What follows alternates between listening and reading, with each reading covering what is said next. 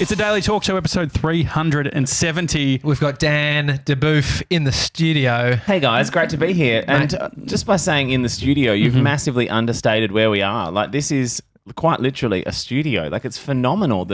This wood paneling, did you rig that up yourself? Well, you were in episode 241. It's now 370. In your just hideous, grim bunker that you used to pretend to broadcast from. It was foul. In comparison, it was a grim bunker. These are salubrious surrounds. Look at this. This is amazing. You've even got indoor plants. And guys, are they real? Yes, they're real. Okay, first of all, how do they get sunlight? We take them up every couple of days onto the balcony. That's why we have an intern. Actually, no, he's crippled now. He can't actually do those little tasks. 3D deal.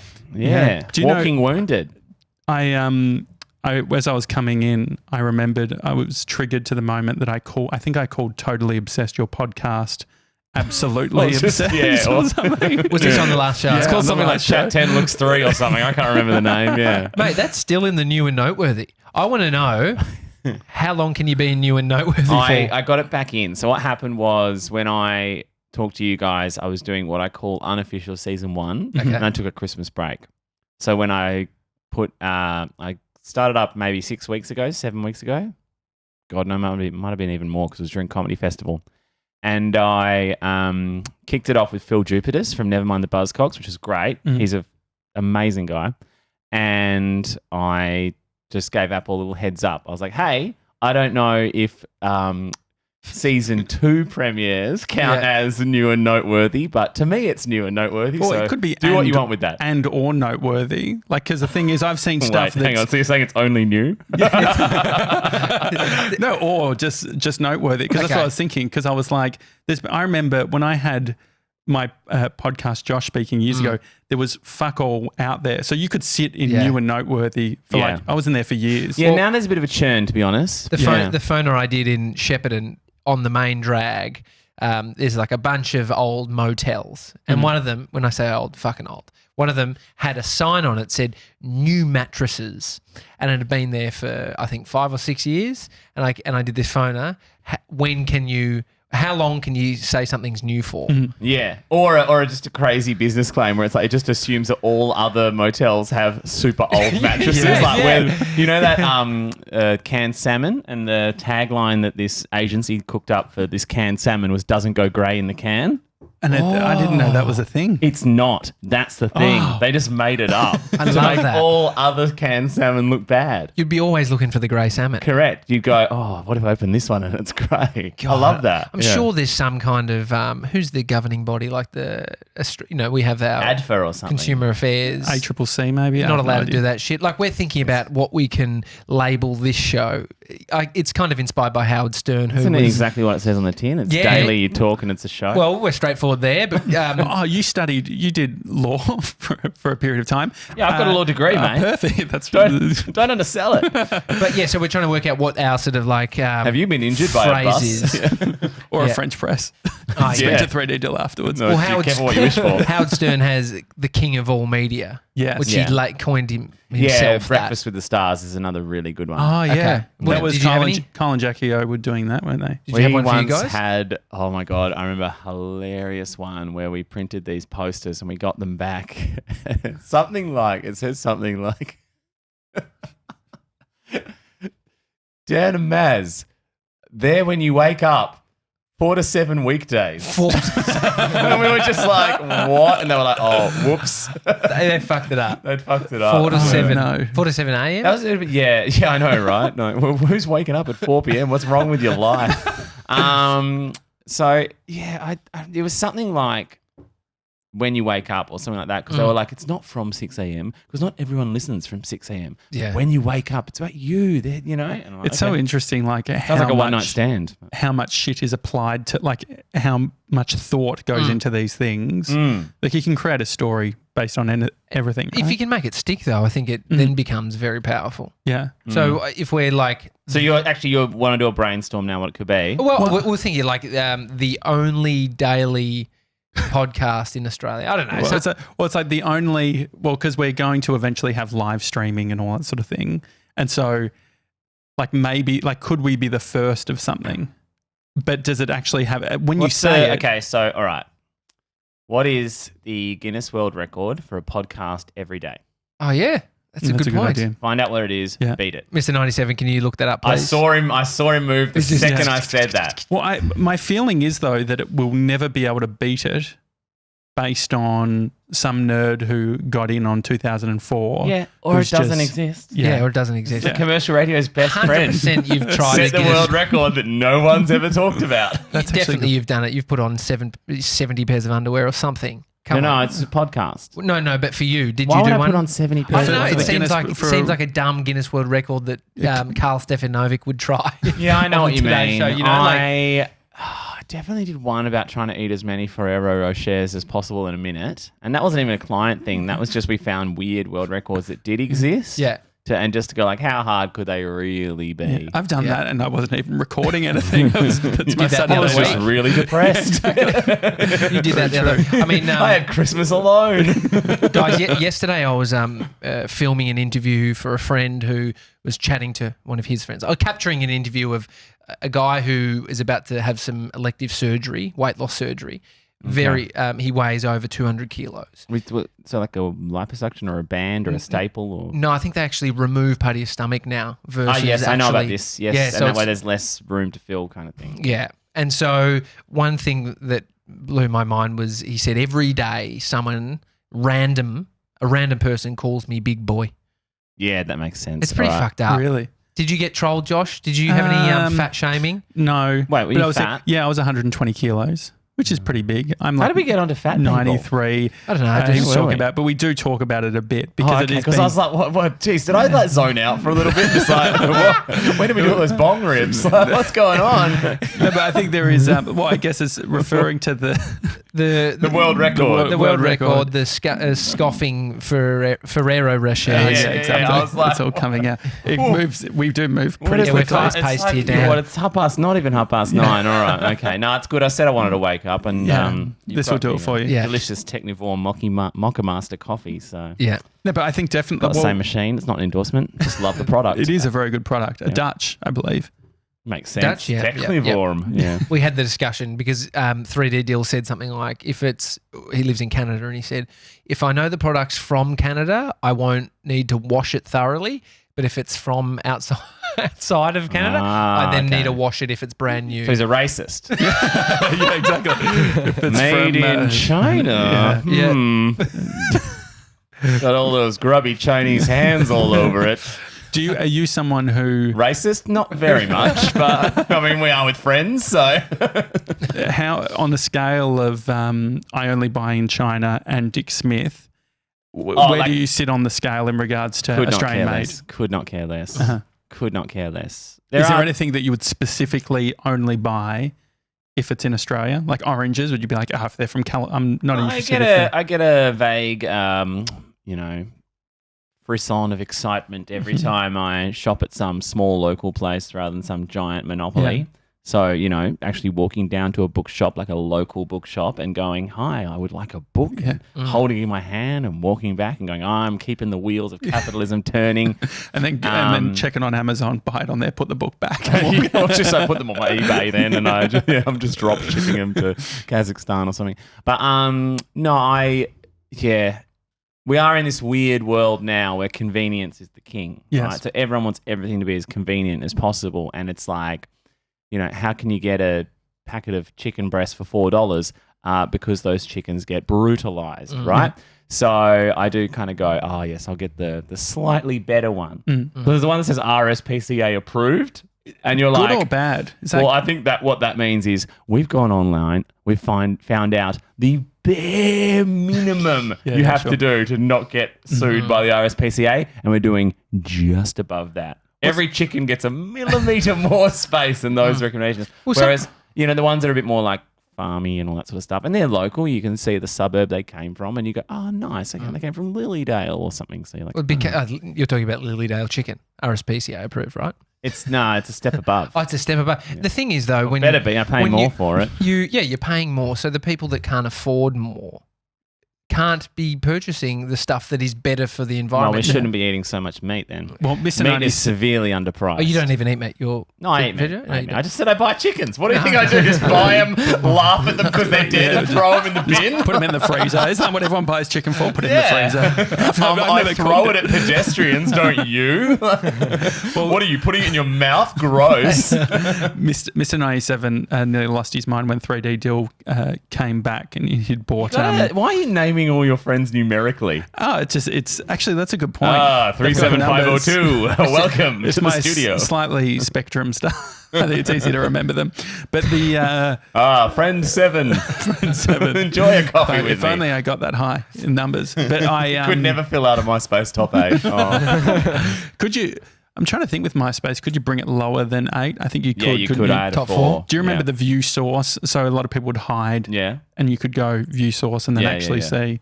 So it was almost like a bit of a game. See it anyway. But Mr. I would 97, be inspecting those elements so hard.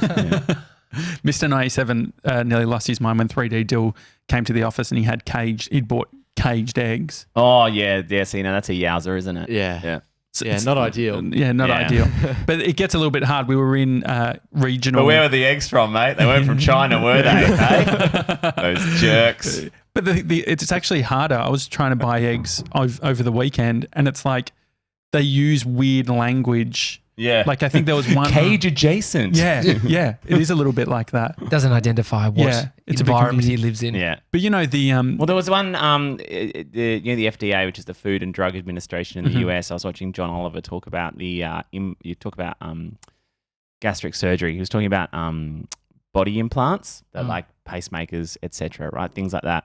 They have all these different devices that you can get implanted inside you. The doctor will say, hey, why don't you get this thing that shoots this chemical into this bit of your body to make you better in that way? Like insulin's an example. And there's FDA, there's 2 types, right? And it's like FDA approved and FDA something else. And one of them is literal garbage. Really? It's like one FDA cleared and FDA approved or something like that. And one of them is just complete garbage. It's like it might not kill you. He showed it. Well, no one has actually approved it. Yeah. It just exists. Whereas the other one is like, no, this has been tested and approved. So you're basically a science guinea pig if you're using it. Well, I remember, 23andMe, the DNA, like there's a bunch of them now, but you get you your send genome. your DNA to them, did you? Yeah, he did. Spat into a tube. Great. Now you're on their database. On the list. Yeah. But what do we think is actually, what's the worst that could happen? That is such a hilarious question. All right. So when... Don't you remember like 10 years ago when we all started Facebook? When we all started Facebook 10 years ago or whatever, like 15 years ago, we were all like, oh yeah, privacy. What does that mean? I mean, I just won't put up any pictures of me drunk and I'll be fine. And now we've got Donald Trump. Yeah. Like that's what the worst that can happen is. Like these things work in mind-boggling ways that we could never understand and they will come back and bite us in the ass. Yeah, I wonder the genetics one specifically, like because I guess you could use genes like to clone people, could you? Like, is that a thing? I don't know. My knowledge of cloning extends about as far as... I mean, I was a kid of the 90s, so Dolly the sheep was huge. That was the...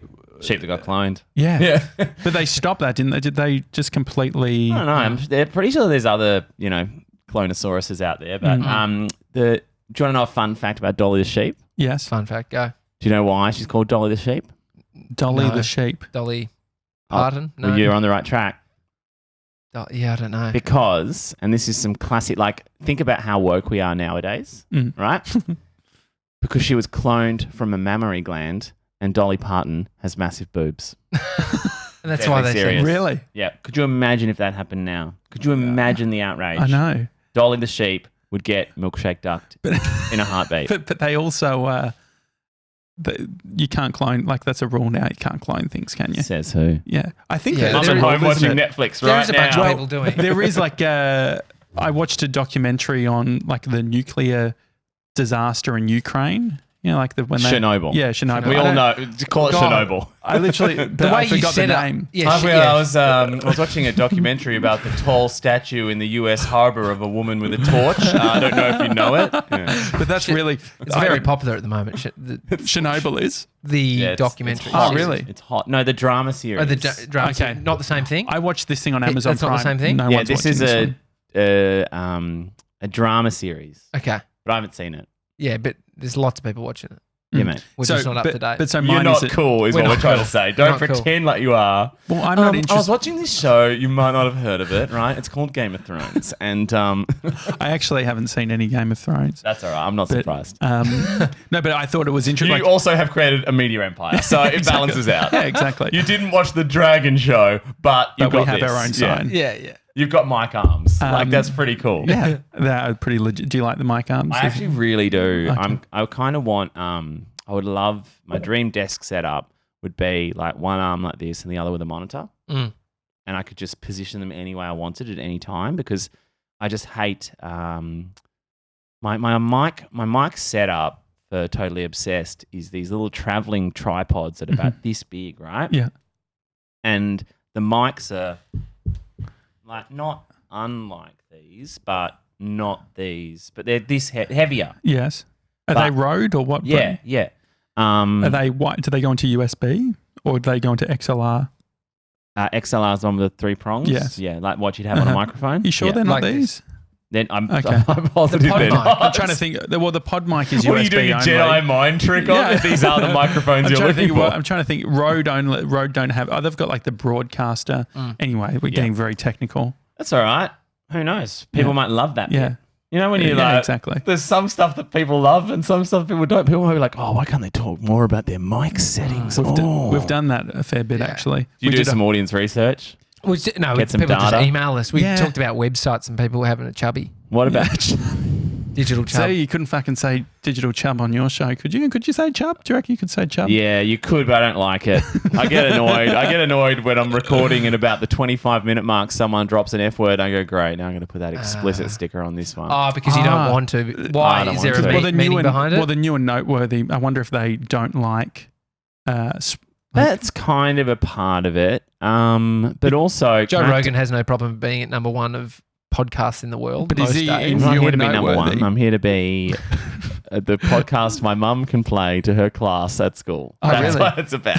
Fair enough. Oh, Daniel, Daniel, the language on the latest one, we were halfway through and someone said a very naughty word. I'm like, all right, Mum. All right. Not allowed to swear. Well, because you actually... No, you can. It's fine. Well, there was one episode that didn't go to air that you did. I think it was in the Sydney Comedy Festival. Can you beeped out the No, I the can't say topic. it here, but You can say anything here. no, I can't For because personal brand. Yeah, it was sport. Yeah, and at the same time, there are a couple of other things that I was kind of was doing like this schools presentation. Like schools want to learn how to podcast, so I kind of get sort of parachuted in to be like the rent expert on podcasting, and that's kind of like a fun way to make money, I guess. That was literally, I was talking to a mate this morning about this who's got a podcast, and I was like, the conundrum that Tommy and I are in some ways is we know we could make so much more cash teaching people how to do this than the actual thing itself. Yeah. But I guess that's not the reason why you do it. I don't know. Are you solvent? No, we're You really? You've leveraged a lot to get this? No, we're fine. Okay, well then don't stress too much about making cash then. You're far better off if you don't need the cash. liquidators are here in half an hour. So We'll we've wrap got this all up. He's actually watching the live stream. G'day, mate. How many? How are we going? 97. 7. Okay, Seven. so Okay, it's so now I Cumulatively. issued a test, a challenge before the show that. I think we said it on air. Did we say it on our Yeah, Thursday we did. before? It was on air. Well, you said 3, 2, 1, let's go. Okay, it wasn't on air? No, Okay. it was before. It was just before recording. I'm so sorry. We were live No, streaming. you're but right. Yeah, I'm fine. Yeah. You're going. If you come at the king, you best not miss, okay? So we said if the live stream on Instagram gets to 20, then Captain 65 or whatever, Chicken 65 over here, is going to issue a celebration sound. Yep. What was it? Mr. 73 or something? 97. Mr. 97. It sounds like someone What was who your is ATAR? talking to it's like you're talking to underage kids on a goddamn chat room, like, oh, Mr. 97's back. Yeah. That's his Listen, ATAR. that was That's his ATAR enter score. Do you remember what your enter score was? It would have Yeah. been good for law. It was far better than his. 97 is like 3 off the best in the fucking... Yeah, exactly. What did you get? What did they say? Because you grew up in SA? WA. WA. It was called the TEE. Yeah. TEE. And what did you... What Out is of it? 100? Or out of 99.99? Out of 99.95, yeah. Okay. So I was by 0.5s, yeah. And so what did you get? I feel weird. I'm 34 years old. That was half my life ago. I only talk about my childhood. Do you honestly want to know? Yes, I honestly want to know. Okay, 99.15. Oh, Wow. That's great. I even did a little smile as I said it. Like, I feel like I remember like calculating my grades online and being like, oh my God. How did you do it? Like, were you just a ridiculously... Literature, English literature. Okay. Yeah, I didn't top the state, but I got 100% in the exam. So. And so, because in Victoria, you have to do all these specific, like you have to do maths and you have to do all I these actually specific... had quite fun with it because I was never really a big fan. I enjoy the sort of sense of maths and science, but the actual like sit down and nut out some fractions. What is really, the sense? What does that mean? Like I love the way it all fits together and the theories and the like. I love reading about it, you know. But I don't actually like sitting down and doing equations, right? Yeah. So I got to the end of year 11 and yeah, you're right. You have to do a maths and science and a humanities, at least one of each, basically. That's why all the kids who do like chemistry, physics and stuff like that also do literature or, you know, I was on the opposite side of the thing.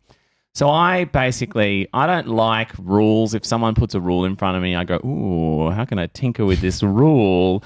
And I said, I don't want to do any maths or science. And they were like, but you've got to. And I'm like, yeah, but I'm not going to. And they were like, okay. And they sat down and they were like, look, what you could do is you do all the subjects you want to do, which was French, politics, literature, drama, and ancient history. Was that French politics or No, French? comma. Yeah, politics. Yeah, okay, yeah. great. French politics is a niche. It's fascinating at the moment. I got to vote in the EU election the other day because I'm Really? a French citizen. It's Really? fascinating stuff. So, Did you really? yeah, drama, French, politics, literature, ancient history, right? That was my that was my dream lineup. And they were like, okay, cool. So what you could do is do that. And then at the end of the year, just sit the maths exam and that would count, do like the lowest level maths for TE and that would count it as 100% of your, there would be no coursework in that unit. It would be 100% that. Okay. And that's what I was going to do. But then they timetabled ancient history and French at the same time. And I had to choose. So I chose French. And then I decided, well, I've got to do an extra subject now. So I just picked up maths. Because I was literally going to ask you a bunch about ancient history just after you said that. I know. So I don't have that. It's a real, sometimes I get so frustrated that I, can't name all the, emperors of Rome or, The kids that you spoke to about the podcasting, what do you think? Kids that yes, cool. Yeah. So what are you thinking about? What's the vibe? So it turns out there was no joy in that anecdote. All right, back to where we were. What's the vibe in terms That's of... a dead end. Turn around. Go back. Well, I think about... No Minotaur here, Theseus. I think about... So I'm the opposite. I didn't think anything about anything to do with my schoolwork. And it sounds like you actually enjoyed working out, okay, if I do this, it means this. And I guess that's what you need to do if you get 97 or 99. The kids that you're speaking to at the moment, what's the vibe from the kids? These are VCAL kids, so they're the exact opposite. They've given up. They've given up. No, they haven't. Well, the system has given up on them. Yeah. No. System. No, this is the thing though, like because my brother did VOC, which is similar. I did VCAL, dude. I gave up. Well, that's the thing, right? You do though. That's the exact point. Is you do give up. Well, because you have to do a trade. I think the issue with VCAL is it's like, oh, you got to do something with your hands. You got to be a fucking labourer or shit like that, rather than thinking about it more broadly, which is like you could actually be a filmmaker doing like I couldn't do VCAL. Or you could just have a really nice life, like being someone in the creamy middle. Like these days, everyone it's Did you say creamy middle? Yeah, like think of an Oreo, just living in the creamy middle, no highs, no lows, just the creamy middle.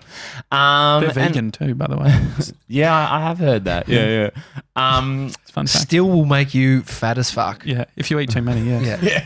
How many can you eat in a minute? Let's find out. So yeah, it's like. These people because you're not going to be a neurosurgeon, then you're going to have to, be the scum of society. It's but there's hope. You could get 1 billion Instagram followers. Like, who cares? Like, sorry, everyone on Instagram. How many are there? We've got 1 billion? Yeah, what do we? No, it was gone down to 3. Okay, that's that's kind of where I thought we'd be pitching by the time we got to this. If we ever get below 5, just say I can't see the number right now. Okay. We will talk after the show. TBC. How do you felt the show went? So does your mum work with VCAL? No, my mum's in Perth. She does year 6. Okay. Year 6. Yeah. And so the VCAL stuff that you've been doing, that's separate to Yeah, your this mum's is just stuff. through me just You were going to say hustling. No, it's the opposite. It's the opposite of hustling. It's just through me having a podcast and getting dandebuf.com. You can go in the forms where it's like put in your name and your email and it just comes up in my inbox. Yeah. So what do you think of these kids? What's the hope for them? What are they getting out of this? I think they've just been told that they don't fit into the society's definition of success, where people go, and especially at school. Like, I mean, I know I was just, if I'd gotten below 99, I would have been distraught. Like, I seriously would have been like, how did this happen? And the fact that now I'm out in the real world and it's almost embarrassing to have gotten something that high. Like, people go, 95, that's amazing. And I go, holy shit, I hope no one finds out. Like, I had a friend who went and studied at Oxford, and then when he came back to Australia, like, and was looking for a job, people were like, maybe like just play that down on your resume a bit. Really? People will think, oh, he went to Oxford, we don't want to hire him. He's too highfalutin. Where does the credit lie now? How do you mean? So how are you seen as, so once upon a time your, score was of a lot of worth on resumes and shit like that. I don't even put it on my resume. Yeah, but I'm saying now, where does it lie? Where does people's worth? Is it in Instagram followers? Is it in, social fucking cred? No, Is it? I think if I were to say what's important right now, I would say a sense of human contact and community and being able to actually talk and engage and think and things like critical thinking and it's we use the word all the time, but creativity, things like that, where it's like that. Because the other thing is, right, is you look at all these jobs that are being replaced by machines and stuff like that. Like, God, I get nervous about people going and doing trades. Because I'm like, well, you could be replaced by some robot in 15 years, right? And these kids are 15 now. Yeah. So I think, I would say what is super valuable is, just, in the moment, person to person and critical thinking and just, that sort of stuff. That I just real... It's not tangible because like bricklaying is tangible. Yeah. But it feels to me it's like proper like mental tangible. It's the self-awareness. Yeah. It's the elements that are going to actually when the computers are doing shit and you have to have conversations with people to make stuff happen. I was thinking about this one the other day. I'll throw this one at you guys and see what you think. So people were saying like the superpower of the future is creativity because machines can't be creative and there are so many jobs that will be replaced by machines but creative jobs won't, right? And we probably all thought that because we are all kind of in that sort of arena. Yeah.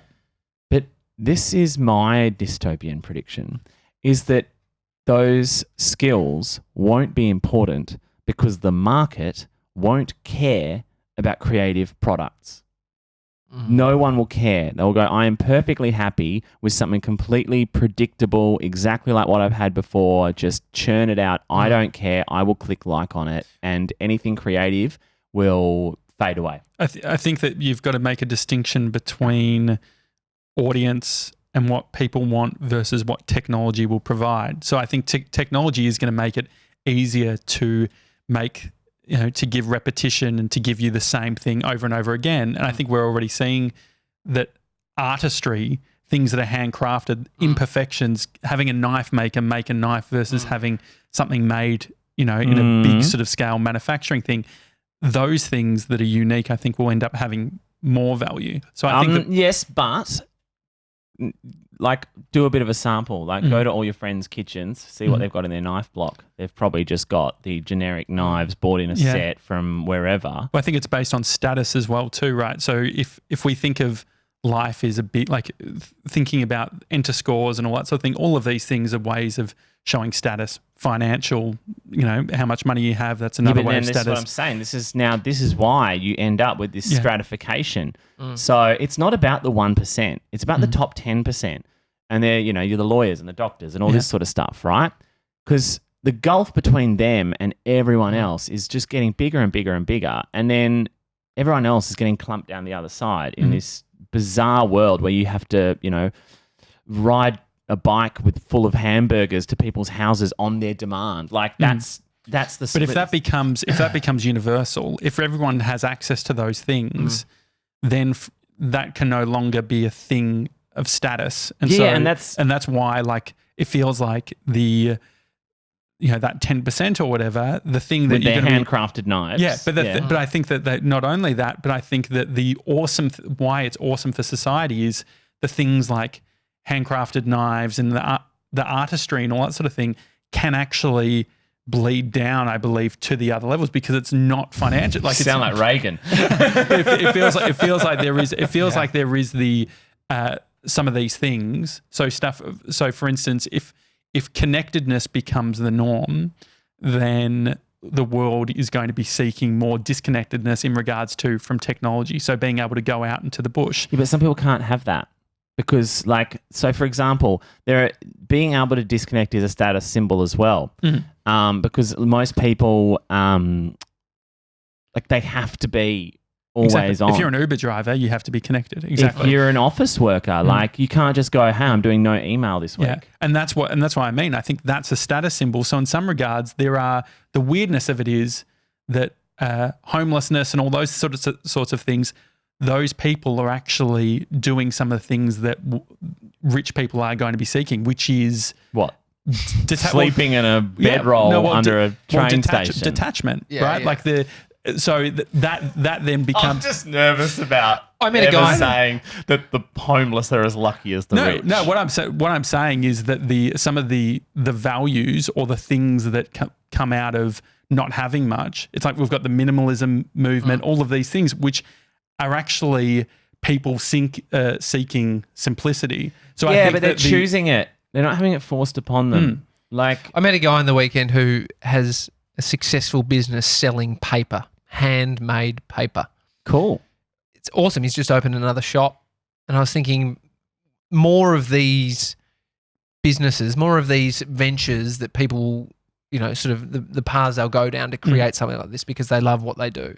And they'll find a little market to make money from it, which is the juggernaut businesses like Amazon, which is taking over the world. It's like there will be a few of these juggernaut businesses that are providing 60% a lot. of Americans think Amazon is a force for good in the world. And I think, crazy. Yeah, but I think I don't think that all these things are that black and white. I think that these things that could be wait, are you saying that there's shades of grey? Exactly. There's nuance? Yeah, but I think that's part of the even I was listening to the conversation around Jordan Peterson and all that sort of thing, and I think that I'm not very I don't have a very strong political view. I don't think intentionally anyway. Do exactly, and so I think that's the thing is I never knew about it's only in the last 3 or 4 years that I was like, oh fuck, there's left leaning media and there's right leaning media, and I think that what can sometimes happen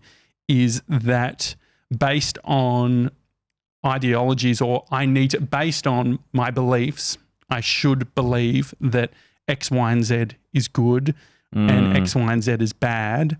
And I think that the interesting thing that I'm finding is there are places for different things. You can consume Jordan Peterson or you can consume different types of content, but that doesn't mean that you're a misogynist or that you're right-leaning or you're this or that. And I guess that's part of the distinction between not being black and white on things is I'm talking based on the very little knowledge that I have in the world, but what I'm trying to do is think about it from my perspective based on that it's not always conducive to left or right. So some things I might say, well, it's I don't think we should be getting so much stuff from China. You could say, okay, that's a nationalistic. It could be. Yeah. It could be. There is that level of is it racist to not take things from other countries or do all that sort of thing?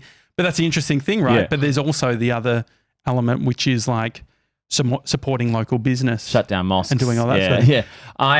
Well, I don't think they have to be the same. Yeah, because there are those extremes, right? Yeah. And so I think that that's the interesting thing about all these conversations is I would like to think that we can have a little bit of here, have a little bit of there without. It's very important to get out of your bubble, right? So, and that works both ways. Yeah. So I try and read, let's say, what's a book I've read recently? Home Fires. And then I might read which is by, I'm pretty sure Pakistani author. It's about, I don't want to give too much away, but kind of like radicalization or stuff like that. And then like we'll go, okay, what's this Jordan Peterson about? And try to read that book. Because it's important to, try and get a nice wide survey of what's going on. I think the second you feel like you've got a sense of what's going on, that's when you've probably lost your sense of what's going on. And that's what I think's interesting is like, but it's reading those books with an open mind versus I guess part of the risk is you read all these books through the lens of I have a preconceived idea of what this thing is. But I think it's interesting because I think that what I find really interesting about you is you do have you are vocal in regards to like political stuff and all that sort of thing. Whereas I guess I'm not. I feel like I'm pretty quiet actually. Yeah. Like I like talking about it, but I'm not an activist. Yeah. And there have been times where I'm like, I don't know, I've got 10,000 followers on social media. Why? Like, even like, remember the plebiscite for marriage equality? I put up a post of, me posting away my my vote and, stuck some rainbows on it and was like, I want to put a caption saying, I've got 10,000 followers. A lot of you, a vast majority of which come from outside my social circle. You're probably like, there's probably statistically, there are some of you who are going to vote against marriage equality.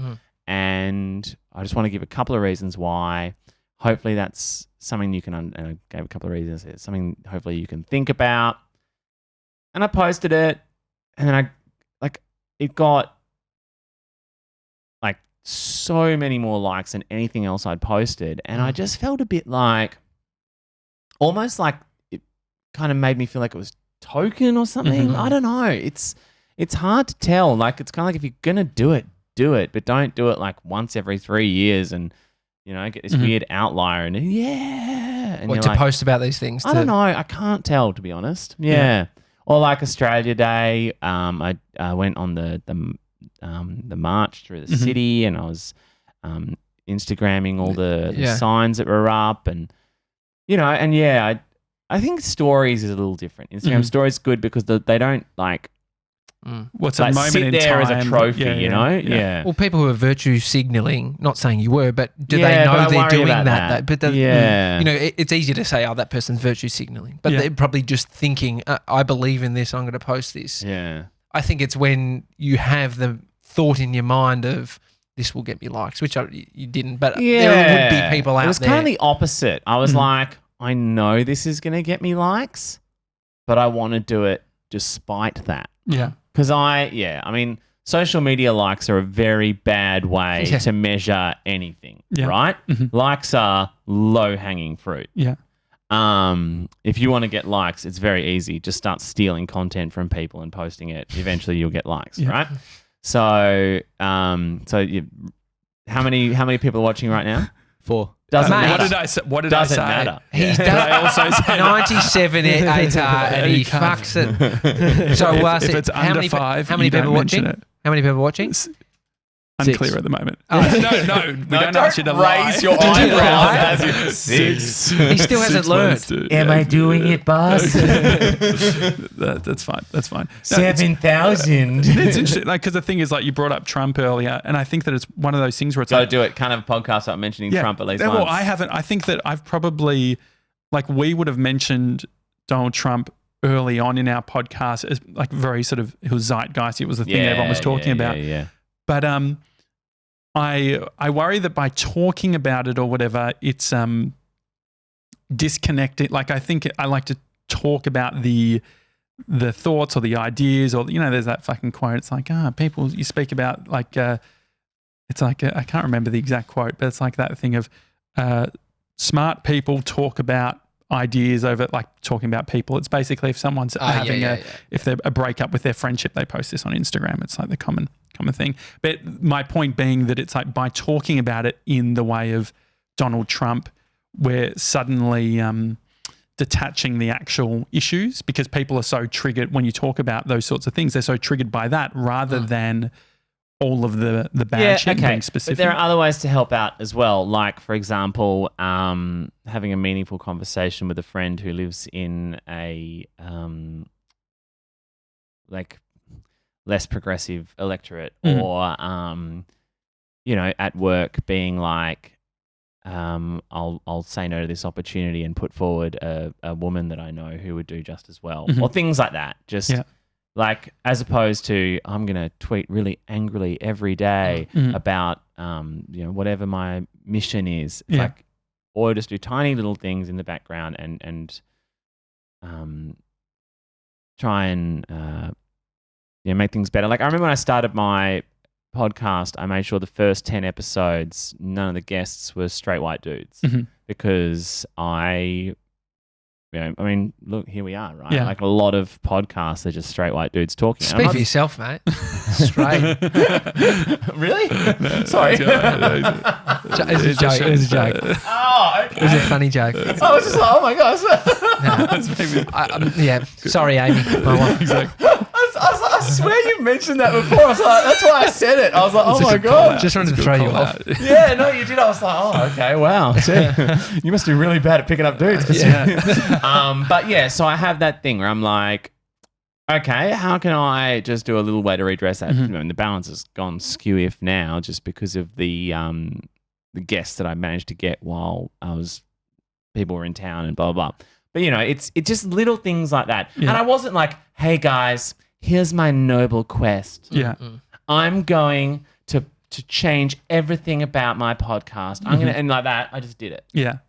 And it felt good. Did you find when you were in commercial radio, did you feel sort of disenfranchised by the sort of the bigger media machine? I don't even think about like with...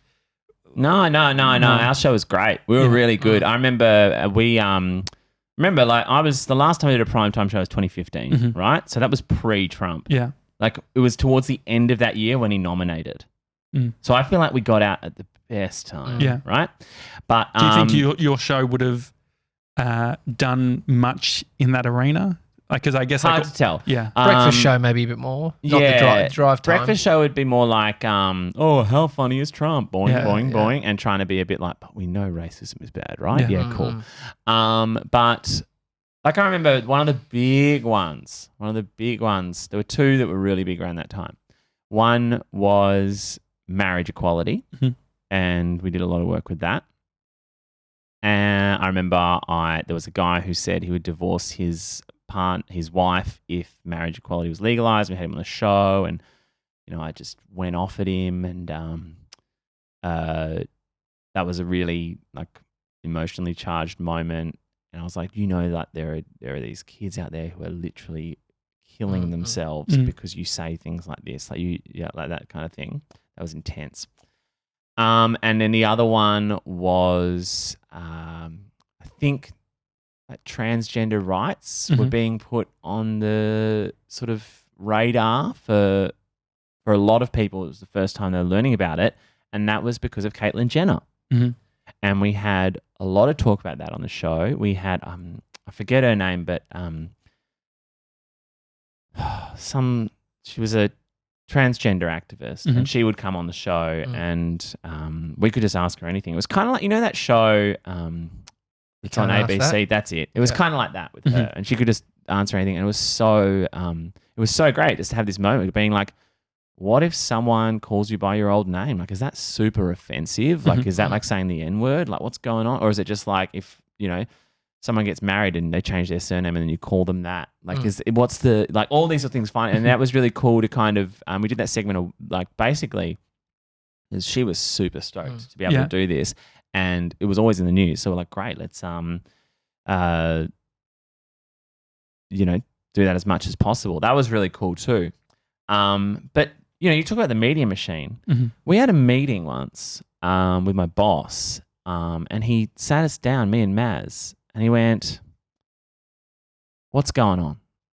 And we're like, what? And he goes, why the hell have you guys not spoken about Adam Goodes on the show? He's like, you're the Sydney breakfast show.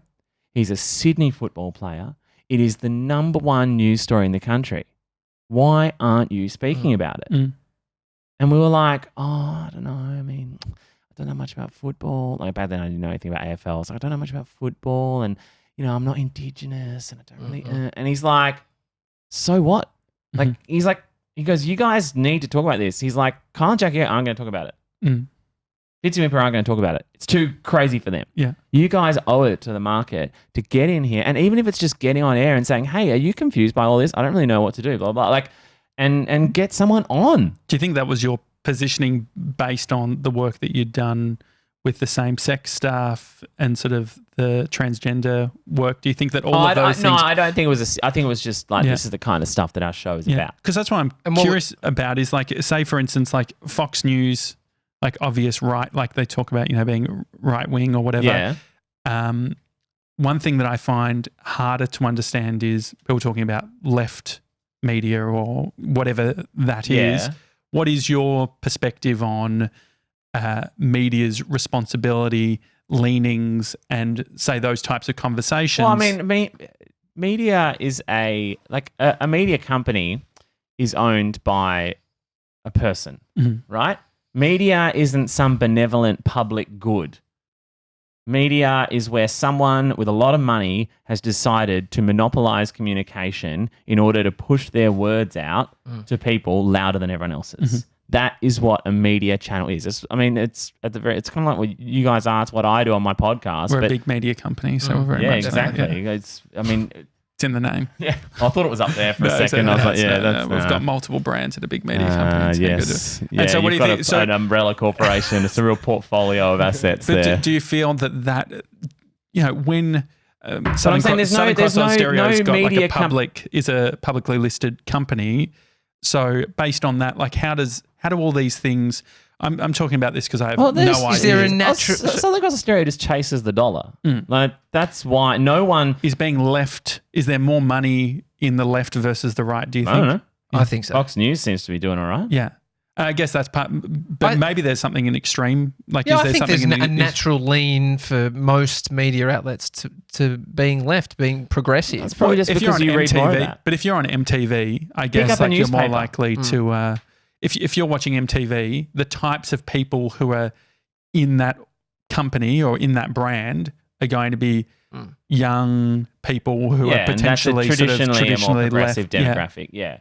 But I just think people do what they want to do. Like, because that's what I thought. But based on that, but that then doesn't play into the narrative that Fox News produces right-wing content. But the people who work there want that content. Yeah. And so do you think that that's a hiring thing? Do you think that based on a value set, it's like, we know that... Waleed Ali isn't going to put his resume in at Fox News. Yeah. You know what I mean? Yeah, sure. Like, that's just... But, someone, Sean Hannity or someone, I don't know who's on Fox News, but like they would want to work there. Yeah. It's interesting. I look at like The Project and I think like it's an example of a show that tries to do big meaty issues, but then also does the comedy sort of stuff. And it's sometimes Brie my girlfriend gets annoyed at me because whenever something I find uncomfortable happens on TV, I straight away switch. Yeah. And it's normally, she loves watching The Project, but I get close to pressing that button whenever I'm seeing like an awkward transition or whatever. Did you find talking about the big issues and also having fun, those transitional points hard? Or I guess within radio you've got talk breaks and if you're good at it, it's easier. Yeah. Like, I'm not saying I'm a superhero, but like we did spend like 10 years working out like how we do those sorts of things, and it is super tough. Like I remember shootings, like when everyone's talking about something these days, people don't really talk about shootings in America because they happen so much. But 5 years ago, if there was a school shooting, it was like, oh my Lord, like what do we do? Do we change the whole show? But another example is like, Robin Williams dying. Like I remember that, like we were doing drive time and we're like, oh, like we can't get on air and just, talk about it for the sake of talking about it. Well, no, it's more just like we can't like, just do our normal idiocy. Yeah. Right? So we can't get on air and just be like, whoa, pretending like there wasn't like this. In my mind, it's like this ghost shaped like the genie from Aladdin just in the room. Yeah, just, what the fuck are you guys doing? Yeah. Oh, hey guys. So, I mean, or can you, based on majority of the people not feeling the way you did about it? But like, I think the majority of people probably did. I think that's especially in our audience. People grew up with that guy. Yeah. So, but it's a decision to make whether it's the thing you lead with or the thing that you're not choosing to talk about. That's just a program decision. It's like if you're feeling annoyed. But I think it's a personal decision. So for you, that was a personal feeling, which in result becomes the show. But it's a programming decision whether to put it on or not. Yeah. And so did you feel as talent, as they call it? You don't have to put that in air quotes. No, well, I think it understates as a radio presenter, if you will. No, I think the thing with talent, which I don't like, is it maybe it feels very one-dimensional. Did you feel that you were making those program decisions? Yeah. Yeah, I did. A lot of people have all these stories about, media and, you'll just be a pawn and they'll change who you are and all this sort of stuff. But honest, I don't know if I had a charmed run. Mm-hmm. But on the whole, there are some things where I'm like, oh my God, I can't believe we did that. But generally, like working with Maz and having the bosses we were lucky to have throughout our show, I never really had that moment where like occasionally there would be a bit of like, wouldn't it be great if you two thought the opposite about this issue? Sure. And we'd be like, but we agree. Yeah. But we'd be able to figure out a way to make it more interesting. It is a good thing about radio. I mean, other than I remember being suggested you should talk about this as just happened. Mm-hmm. Somehow bring it up. Don't have to bring some personal story about it. Or you just actually have to say this is what's going on. It's always great when two people think differently, but me and Maz as well are very sympathetic people. Like we like to figure out what the other person is about and get on board with it. So when we would often disagree and be like, but we'd be trying to find each other's point of view and we'd actually end up switching. Yeah. Do you think it makes for good radio? I mean, I think I try to make everything make for good radio. It's like a puzzle. You got to figure out how to make it good radio. But I think as well, listeners have learnt to see through that bullshit. And it's like I look at I don't know if you saw. So Richmond played Adelaide, and Eddie Betts, star of the game, kicked an amazing goal, and Sydney Stack, first year player for Richmond, who'd been playing on Eddie Betts. Did you say before that you didn't know anything about football? Because this is the most football thing we've ever done. I know. I didn't know anything about That's his name, Sydney Stack. Sydney Stack. So I started following AFL in 2016. Yeah. Really? Okay. Yeah. So now I'm so across it. So Eddie Betts, star of the game, kicks this goal. Sydney Stack, young defender, playing on him all game. He's being like, Eddie, I'm not going to let you kick a goal. And Eddie's like, I'm going to get one. And sure enough, Eddie got one. And all the Adelaide Crows, they all got around him like, well done. And then Sydney Stack just comes up, they go high five, hug. And Eddie looks at him like, yeah, I told you. Like this beautiful moment, right? And everyone in the game is going, how good is that, right? And two Indigenous dudes too as well. And like, it's just such a great story. And of course, Gary Lyons on the Footy Show, whatever his show is, just goes, oh, yeah, it's not bloody on, is it? Oh, if you want to have a cuddle with someone from the opposition. And everyone I've read was just like, mate, like you don't need to create this fake drama. Like no one, like it, but you can tell, like they were like, well, someone on the panel has to bring a bit of spice, that kind of vibe. People can spot it. Yeah. Because he probably couldn't give a fuck about that. Yeah, I don't think so. Nah. Yeah.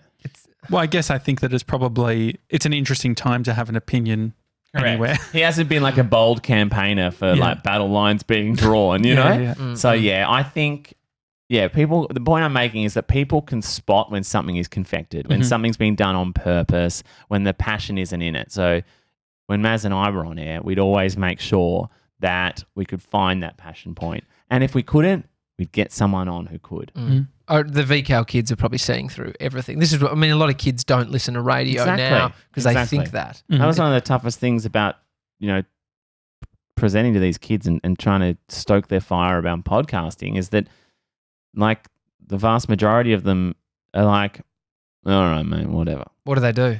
watch YouTube? Pretty much, yeah. Any of them listen to podcasts? No, I mean, as in while I was up talking to them, they were sitting in their chairs just watching YouTube. Yeah. It's crazy. And like, I mean, I've been on stage before. I can sort of work a tough room. You know what I mean? Yeah. So I'd be kind of like, hey, man, I'll check this guy out. Blah, blah, kind of trying to like lightly neg them a bit just so they realize, hey, this guy's all right. But I don't know. That's it. You kind of, if you get out of it, like someone came up to me afterwards and asked me this like really nice question, and I was like, there we go. What was the question? What's your ATAR? What's your interest? Woo! No, it was what did I say? I was talking about like the idea of sneaking up on your future rather than like chasing after it. And so she was like, "What does that mean?" And I was sort of just talking to her. What does it mean? Well, think about it, right? Like everyone looks at their goals and they're like, I'm going to get that. Like that. Whereas instead you should be like, that is something I would like to do one day. I wonder how I can catch it. And so like instead of being like, let's say you want to do a radio show, instead of being like, I need to have a radio show by the end of this month or else I'm a failure and I'm going to do this, just go, all right, I might start a podcast. Yeah. And I might start to meet a few people who work in radio. And I might just put my podcast up on social media and maybe people will interact with it. And I might try and contact some of those radio people and see if they want to be guests and just slowly kind of what do you think your future. What do you think about people who want a career? They think they want a career in broadcasting, meaning radio. What's your take on someone, 17-year-old kid in that audience says, I want to do radio and as a career, moving forward, understanding automation, understanding creativity. What do you think from being in the trenches? Yeah, I just say why. That sounds really bad. It's like, why do you want that? I'd be like, but why? Genuinely, what draws you to that? I just think, like, I know from personal experience, I've had a lot of success with radio, but I don't think I could depend on it. Like if I wanted to, I could go and get a job, like where you like Shepparton or something. Like something like that. I could probably stay employed in radio for a long time. But I reckon there's things out there that can scratch the same itch that aren't the same thing. So, and that's but also, like, I don't know, maybe you just love microphones and panels. Yeah. Is there an implied, like, if you are into radio and you want to pursue radio, do you think there's a distinction between that and podcasting? People who want that versus want to start a podcast? I reckon they both come from a similar place. I think, there's definitely differences in the form. Yeah. Like this would be a terrible radio show. Yeah, music isn't on podcasts, is it? Except for maybe like a song exploder. But then how much music do you have involvement in when you're on radio anyway? I just see the hard bit from the jump. Say if you go, I want to be in radio, and I get the jump. So if I go, the goal is to be on radio, but then I say, I look towards the future and go, the future isn't in that. It depends. It depends if you like music or if you like the music that you like. So if you love the music industry, and if you love the concepts of festivals and charts and bands and the media machine around it and all that sort of stuff, which is exciting, then great. But if you only like the Arctic Monkeys, then you probably won't do too well in radio. Or maybe you could get a community show. Like we bumped into one of Tommy's friends the other day. She's been doing a community show for over 10 years. And she was, you can play the music. You are your music director and all that sort of thing. Yeah, well, I guess that's a different posture. Or like Short, Fast, Loud, that's like a Triple J show all about punk rock, I think. Yeah. That might not even be on air anymore. That might have been my youth. But hearing people's goals, young people, or anyone for that matter, is like when you have an idea, a thinking around what that goal actually means versus if they get halfway to it and they realise there's no life in radio for me. But I have developed this though. You still managed to spend some time in it. Yeah, that's why it's very hard giving advice. How did you think about going into those VCAL kids and what you're going to talk to them about? Well, the main thing I wanted those kids to feel was you remember how you said about giving up? like that's not your only option. Because, I thought a lot about my brother, basically, because, he did VOC, which is the similar thing in Perth, and I just thought about how he felt at the time, and I thought about, like, how happy he is now, and, like, he's 31, and he's only just done his apprenticeship. Like, he went overseas, he did personal training, he played rugby in France, like, he did all this crazy stuff, and now he's got his house in not in the country, but not in the suburbs, like Healesville. And he's got his house, got lovely kids, he's got his job, like he's got his family. So I'm like, he's found something great, but he had to find that. And I remember, like, his rugby coach, for example, was someone who really brought something out of him back in the day. Now Tom's a great rugby coach now. He coaches the local team. And so I think, you need that person to kind of break through all the year 12, year 10, whatever bullshit, which is telling you, like, oh, if you don't get number 1 in your TE, you're a loser. And it's like, well, it's not. Yeah. Like, I always think, like, I love this quiz show called University Challenge. And it's this British quiz show, and it is the most British university thing you've ever seen. Like, honestly, watch an episode.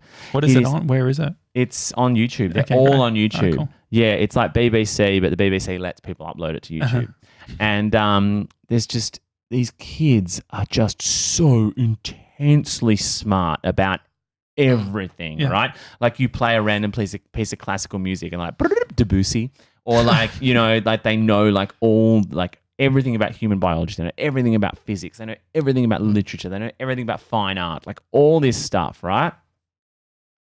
But none of them, if you go back 30 years, none of them go on to be, I don't know, let's say Prime Minister or heads of major corporations or whatever, right? None of them, like, they just go on to be like ivory tower academics or whatever. Well, they're playing a game. They're working in think tanks or whatever, And what do you think that you're good at?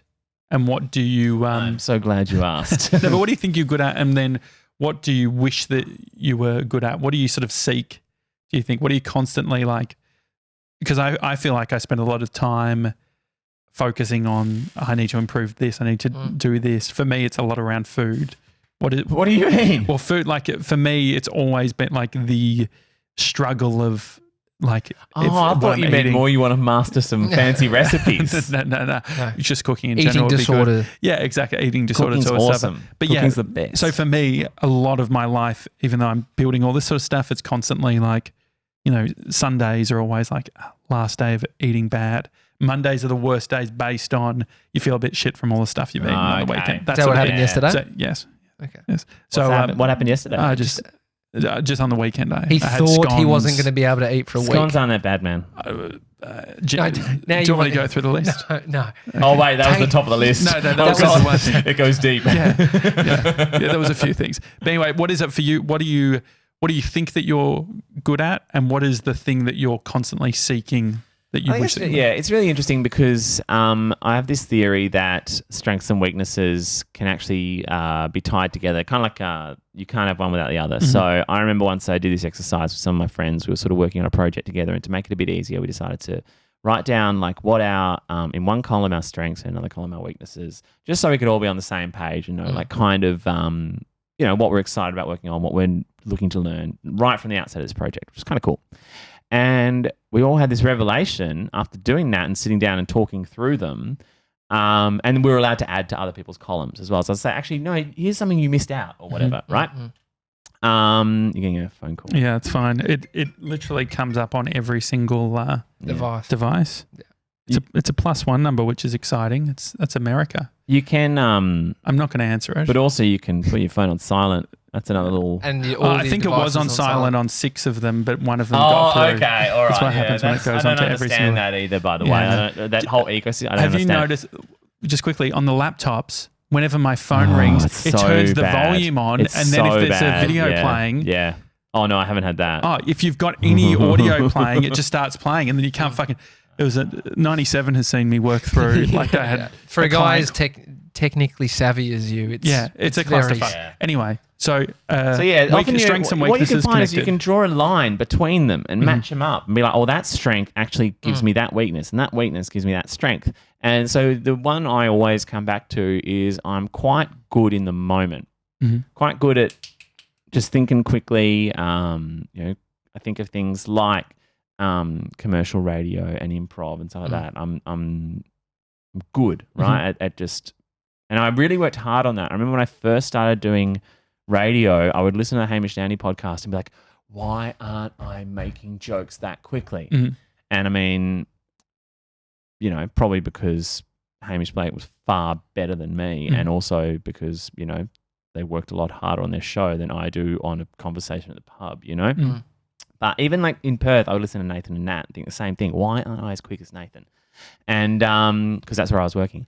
And I remember probably, by the Austereo days, National Drive and that, going, I think I'm getting there. Like, I can reliably get super funny super quickly. Like, if someone comes in and they say something, I can get to a joke within 3 seconds and make it a good one.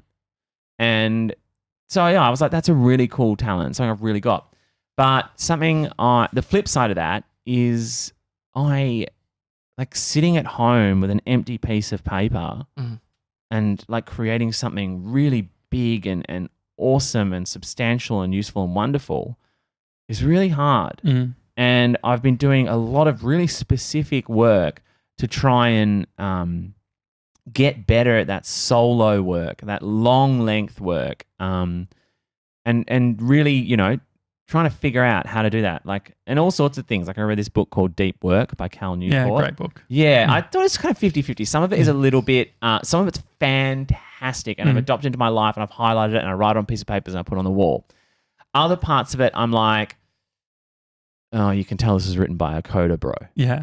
So what was the bits that I can't remember. There were some bits where I was just like, he's talking about like how to optimize your life and like say no to checking your emails and like all this stuff. And I'm like, but man, come on. Like, as if you can do that when you first start in an office. He's ivory tower and he's a programmer. Those are kind of two things where I go, I'm going to see what thoughts you come up with. Because, but I think it's that. It's the aspirational stuff too, I think, right? Which is like, it's like, okay, because young people hearing that might hear, I've got to say no, I can't check the email. Yeah. Which is not the right advice for someone who's just going, you need to say yes to everything. Yeah, and that's it. And he's made it. Yeah. This guy's made it. And so you focused in on trying to get better at that weakness. Yeah, and I mean, I think of like something I've specifically done, right, is some of the best work I've done has been when internet has been absent. I think of I don't know if I told this story to you guys last time, but when I was writing the musical that I wrote last year, the thing. Is that the one that sold out? Yeah, thanks. Yeah, that one. Yeah. And then we added more shows, and they sold out. Yeah, they sold out too. Yeah, Tony Galati the musical. Yep. So they. Tony went, didn't he? Yep, he did. He came to opening night. It was really funny. And then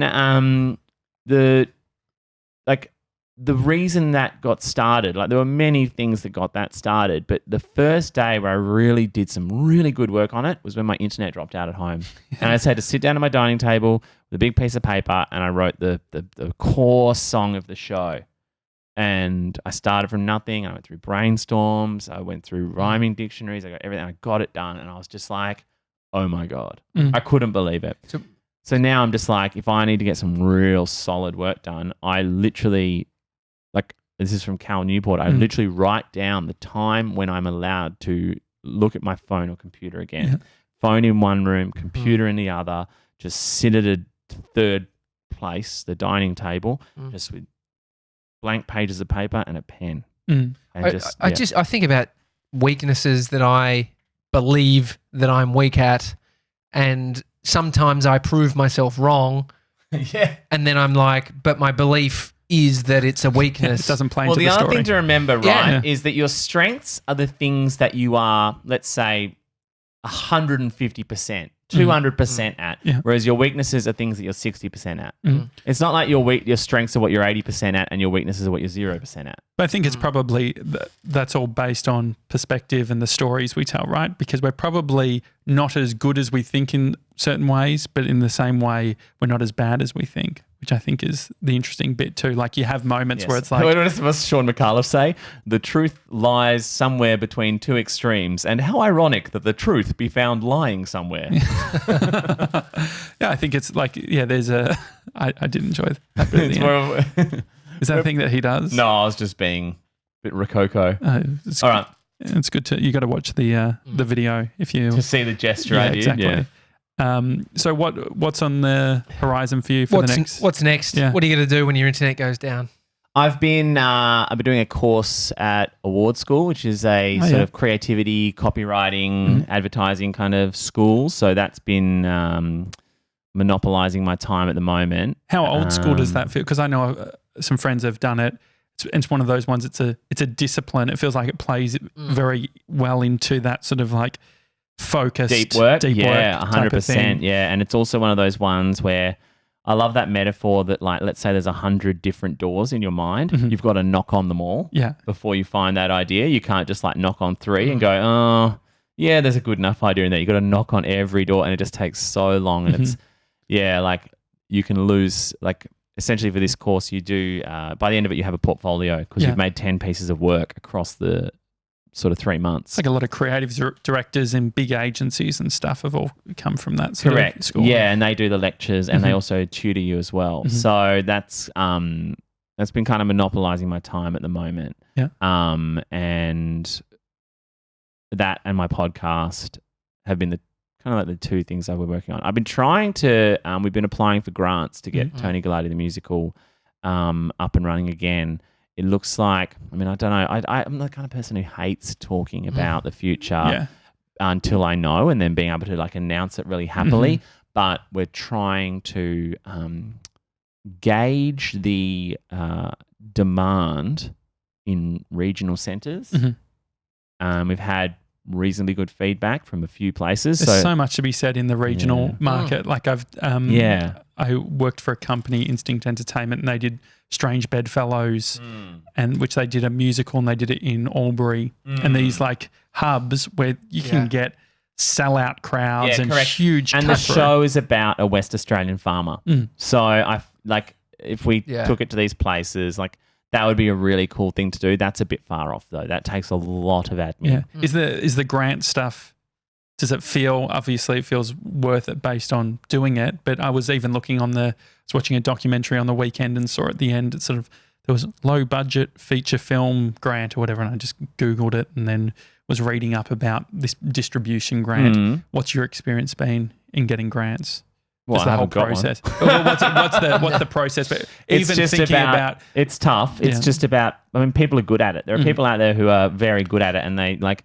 And is that who you're talking? Like, do you grant writers? Yeah, I'm going to go to a grant writer, or is it like we're going to? It's a producer is the title, but so we've worked with a producing team to sort of, but also like.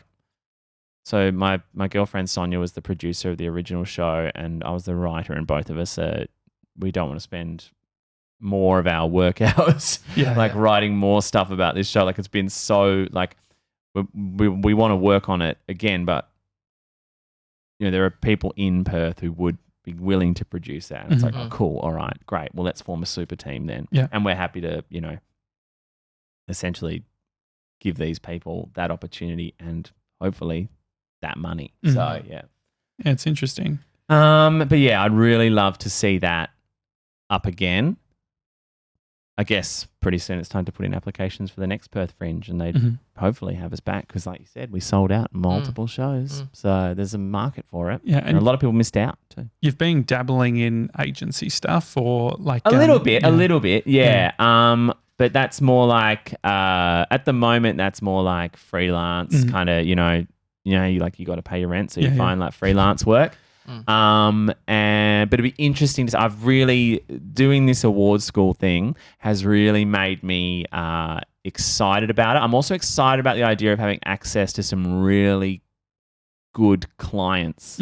I feel like freelance work, you are always You're third adjacent. In, right? Yeah, it's like if something really cool comes in, the agency are going to go, oh, well, we'll do this. Oh, but now we don't have the resources. Oh, well, all the stuff we don't want to do, give that to the freelancer, and then you just do it from your home in the laptop, and they go, thanks, and the money arrives in your bank account. Yeah. And I would like to get back to that commercial radio vibe where you get really big clients wanting to do really interesting stuff, and they've come to you. Straight to you. Yeah, and I think that's kind of what I like. But the other perk of the agency existence would be that it wouldn't rely on my personality or my sort of,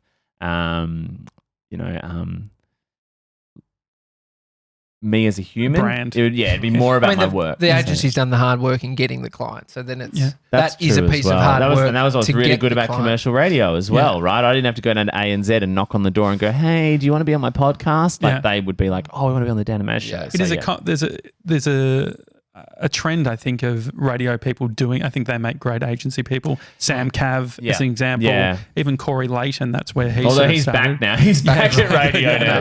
But And I have a real another one and a person who I've worked a bit with and been talking a bit about this is Wade Kingsley as well. He's another guy. But I think I have a real soft spot for people who do well in radio and then go, cool, what else is out there? Because that's inspiring to me as someone who had a great moment in radio that didn't quite have the longevity I was after. And now I'm like, cool, what else is out there? But I'm like, I don't know anything. Yeah. Would you ever go client side? Could you imagine being sort of in-house, like I'm wonder in-house creative kind of thing? Yeah. Within like a Coca-Cola. Maybe, but I think I'd prefer to like that. I could see that in the future. The diversity in there's something. I mean, agency people work so fucking hard. That's the one thing. Like every agency. I'm okay with that though. Yeah. I have been living my exciting freelance life for about 3 years now, and I don't know, like anyone who's worked on a big time commercial radio, TV production knows how hard you work, but the reward is great too. So I haven't had that in a while. So I'd be more than happy to spend a fair amount of time just working with some super smart people on some super cool stuff. Yeah. Well, it's a different mindset, right? The freelance lifestyle, if you increase your output, you can increase your revenue, whereas when you're working internally, you increase your output, you're just getting the same amount of money per week. So much of your time is spent on trying to find work, not doing work. Non-billable hours. Yeah, and it just really annoys me. Like you have so many coffees and all this sort of stuff, and you might get like a day's worth of work or something.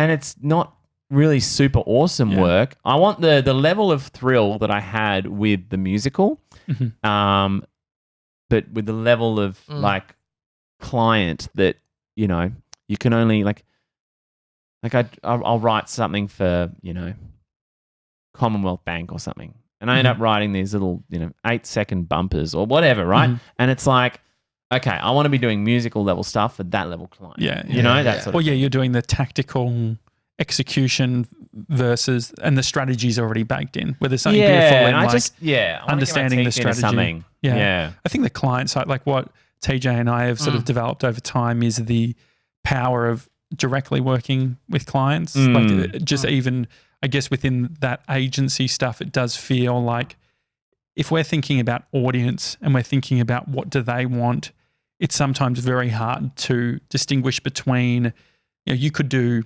5 edits of a video for an agency that's for a client, for their client, but they won't show any of those 5 edits and then they'll show it to the client. And so all of that friction, the creative friction, the excitement in developing is actually not happening. It's so true. You've got to really build a fortress around your ideas. You know what I mean? Like, one of them is just don't work with agencies. That's what we've been lucky, I guess, into. That's been part of the thing, which is like if we can do direct to clients. Yeah, that's which true. You can. That's how agencies work as well. And it's like anytime you have a middleman, like. But I think this is where freelancers' problem it's clashing. 100%. Like, definitely. The agency's business model is clashing with the freelancers' business model. And like it's great, just as a lifestyle and a moment in time. But is this is this how you want to work for 2 decades? It's Yeah.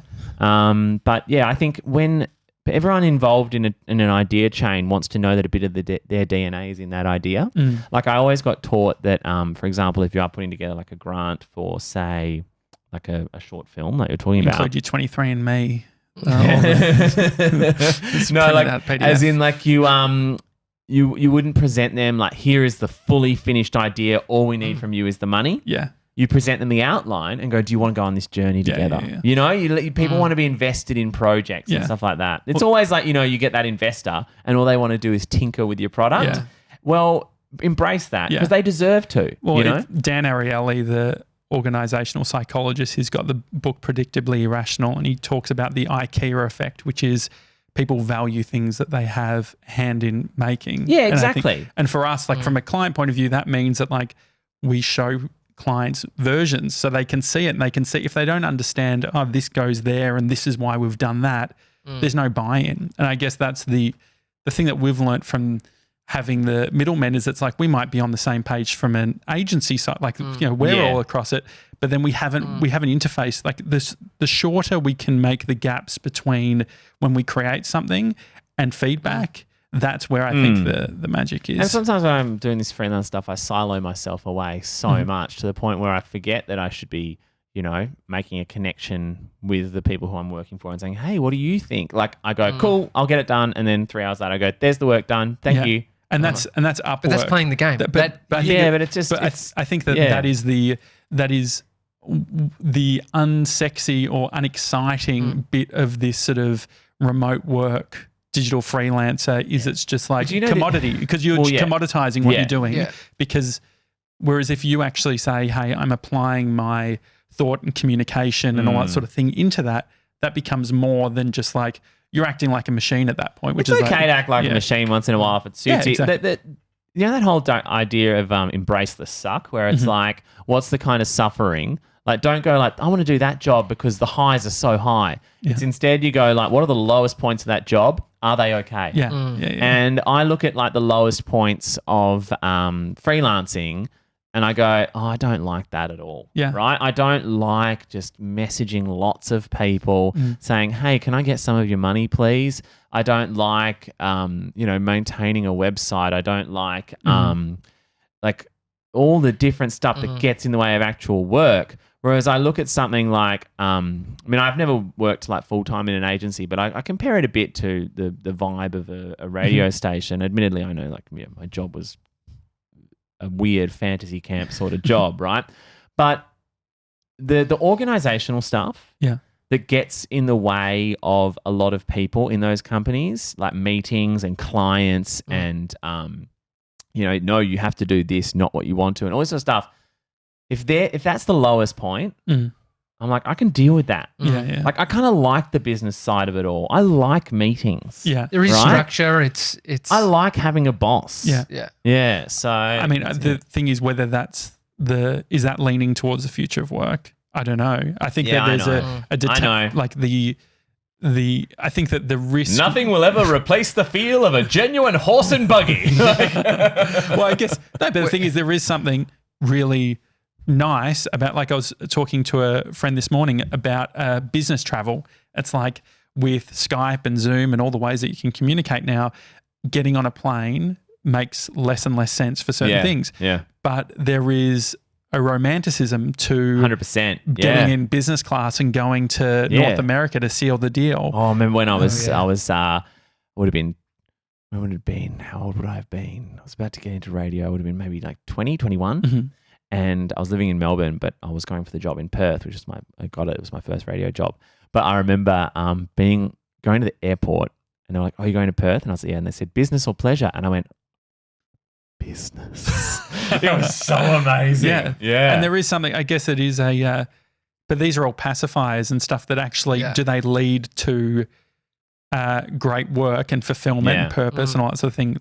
You know, I guess part of the thing is when I worked as a digital content producer at the radio station, I think the thing that a lot of employees don't get, which I think is a missed opportunity, is the connection between what you're doing and the benefit that it's having from a business perspective. I think, but also like find where your mojo comes from. Like we were talking about how you guys have decked out this brand new studio, right? Like I'm sorry, it probably cost you a lot of money, but like, hey haters, like don't you feel better broadcasting in here? Yeah. Like, and we were saying like people are like, oh, all I need is a pen and a piece of paper and I can create poetry. It's like, yeah, but when I've got my really nice pen and my really nice book, like I just go, yeah, I'm doing it. There's a piece of work most employees can do, which is to work out if they actually want to be an employee. Because if there's so you say, actually like having a boss. Yeah. Like this is really empowering to go into those roles and fucking nail them. Yeah. Yeah. Versus what I was like when I was working for someone. I'm just like, this is fucked. Well, I think and that's probably why you're thriving in this environment. Yeah. And there's probably a lot of people who are more like you, who have been told the narrative that the future of work's in and fucking hating it because they can't do sales. My dream is to be a baby boomer. That is my dream. Yeah. Like if I work was at this General age, Motors. if I was this age in the 90s, – like imagine that, man. That would be phenomenal. Yeah. Oh, if you had a chance to do it all over again, what would you do? What career? Oh, I think I nailed it. Honestly, I was going to be a lawyer, man. Yeah. Like I think I nailed it. Do you paperwork. Did you do much on intellectual property? Yeah, heaps. Because what I'm trying to work out is I just put in an application for the Daily Talk Show trademark. Yeah. I don't know, like we were on the fence of applying for it based on it feels like a common phrase. Yes. What do you reckon the likelihood? Well, it's not a daily talk show. It's the daily talk show. Yeah. And I think there's enough words in there because there's like 3 words. Like if you just called it the show, you'd probably struggle. Yeah. But I think that those 3 words in that order, I loved intellectual property so much because this is what it was all like. Yeah. Like think of an exam where all you have to do is this. Can I ask fun. what happens once we get a trademark? Yeah, what does it defend it? We have to defend it. We have to. And that's I can fight. Well, so I can kickbox. I got Muay Thai skills. So you do that. Small amounts of but grappling. with your words. Yeah, true. I'm fucked. I think that's the interesting thing about it because I was talking this morning to my mate about the fact that dig.com, which was a big sort of social bookmark site in the mid-2000s. DIWG. Yeah. Similar to Reddit. Yeah, exactly. And Kevin Rose, who founded that, he got a bunch of shit from going after all these people because of trademark infringement. And he did a great job of explaining it's like if he doesn't defend his trademark, then when they actually need to use the trademark, then if a competitor is starting to use it, they could say, hey, there's these 3 cases here, which is not what does it mean for in terms of the value? The value. What is it? Why would we get a trademark? Why would someone try? So that no one else can use those words to describe their show. They can't create a talk. I reckon you can answer that question yourself because think about it, right? Yeah. If you saw another podcast from, say, Canada climbing up the... Don't you dare. If it climbing up the ranks called The Daily Talk Show, how would you feel? Yeah, good on them. I don't know how hard it is. No, I'd be like, of course it'd be. We created this shit first. Yeah, and that part of it. Yeah, I guess part of it is. But then you have legal grounds to stand on to then be able to say. But take to be it honest, down. there's also like I don't know what it's like overseas, but in Australia there's also passing off, which is called common law trademarks. So you generally say that someone is passing themselves off as your product. Yeah, and that exists outside of trademarks. Sure, right? Because you can put the little TM. Without it being trademarked, right? Yeah, I know, but that's like... People do that. Yeah, but I don't know, like... We're talking about judges here. Like, they're going to go, all right, mate, that's... Come on. And because I guess the interesting thing is you can have a business name, company name, you can have the domain name. It actually doesn't meet... From an intellectual property point of view, that's why I think, like, if we can get the Daily Talk Show as a trademark, that means that we actually have equity. Like, then it actually becomes something. Like, the .com is something, sure. The Instagram, all that sort of shit, but they're not really... Well, I'll tell you a story. When I started out in radio, it was me and my friend Matt, and both of us were law students. We were studying during the day and doing our Nova Night show at night, right? And as you can tell, we studied intellectual property. This is the kind of stuff we were into. And so we were like, we want to own the trademark for Action Battle Team, which is the name of our show. Yeah. And we did exactly what you're doing. We went and we made a trademark application. And when we were negotiating with Nova, we were like, well, you can do whatever you want, but we're going to own the rights in the name. And we were so excited about it. And we thought it was so cool. And pretty much when we got promoted to our first big job, which was Adelaide Breakfast, after 3 months, we're like, hey, it's just called Matt, Dan and Maz now. And we just put that piece of paper in a drawer and never looked at it. So again. it actually, You got it? If we search it, would it be lapsed? I don't know, actually. Yeah, but to be honest, there might be a little, you know how we're talking about like be your own boss? Yeah. If we were our own boss, we wouldn't have had that taken away from us. Mm-hmm. But at the same time, I was like, yeah, it felt like an old show. Yeah. We need a new name. Matt, Dan and Maz is so much better. But it made sense. Do it. I'm not very, what's the word? Sentimental about that sort of stuff. It's business. Come on. I want to get to number one. But I think for you guys, I would say it's a little different because this is something you literally own 100% yourself and no one's promoting it. So, but what do you pay? Like $1,000? No. It was, I don't know. so it was How much does an orange cost? exactly.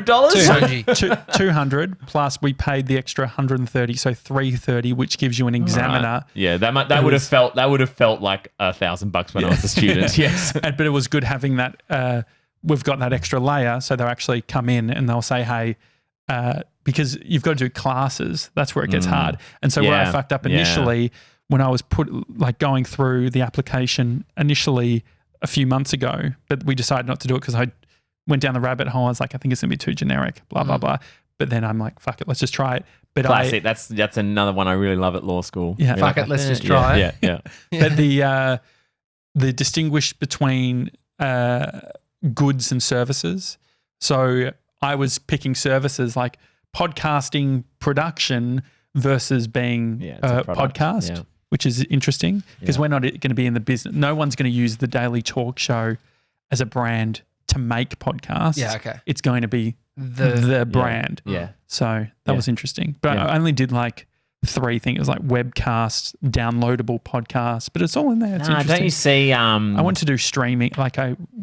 Hopefully when we speak to the examiner. Why not? We're streaming right now. Exactly. So from we're not actually. It looks like you've put it away.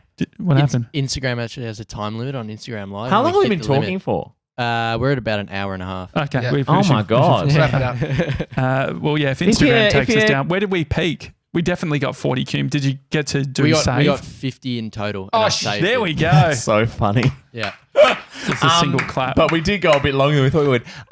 If someone's listening right now, can they tweet us and say, well, I listened all that way? Oh, yeah, that would be great. Do you know what people could do? This would be the best thing. If you're using a podcast app, screen grab it, do an Insta story and at us and at Dan Debuf. Yeah, exactly. If you have any energy left. Yeah, exactly. Yeah, because I wonder about that. I wonder about that. I feel like podcasts, you'd be pretty smart to just skip the first 30 minutes because people warm up. Yeah. You realize what the podcast is actually about and then you really get into it. Whereas commercial radio is get them in straight out of the gates, right? So I wonder about how people listen to podcasts. Or just listening, doing something else. Well, it's just a part of... You think about a radio show, even though it's not talking the whole time, but I was looking at Wikipedia pages of old radio shows over the weekend. It's 3 to 4 hours. Radio shows go for a long period of time. There's heaps of fucking songs and stuff in there. There's probably 50 minutes or an hour of talk. How much would you talk on a drive show that goes for 3 hours? 6, drive show goes for 2 hours. Brekkie goes, 4 to 6. So we've done a week's worth of drive shows. It definitely depends on the time slot. You probably talk for about 25% of a night's show. Yeah. It'll probably be closer to 50%. Breakfast show, maybe even over 50%. Yeah. We used to play a lot of music. Uh-huh. Does that come from the 2 songs out of the top hour? Music director? Does that come from the CD? Who does that? Just depends on the company. Yeah. Someone more important than me. That's a good title for a podcast. Dan Debuf, thanks for coming in, mate. Thanks, buddy. It's good to be here, guys. I really like starting off Monday morning straight out of the gates with something vibrant and, dare I say it, intellectual. Yeah, with brought to you by Mocha Master, not a sponsor. Other coffee pots are available. Exactly. Yeah. Is there any that outside of Mocha Master? I couldn't think of any. Yeah, there are. If you go to the wire cutter, there's actually some that rank higher. Okay. But the Mocha Master is a probably belongs in a bloody design museum. Chance of cutting your finger low. That's what we like around here. Remember Screen Grab and Attis and Dan Debuf as well on Instagram. Yeah, I'm genuinely interested. Yeah. That's a good idea. We'll see you tomorrow, guys. See you guys.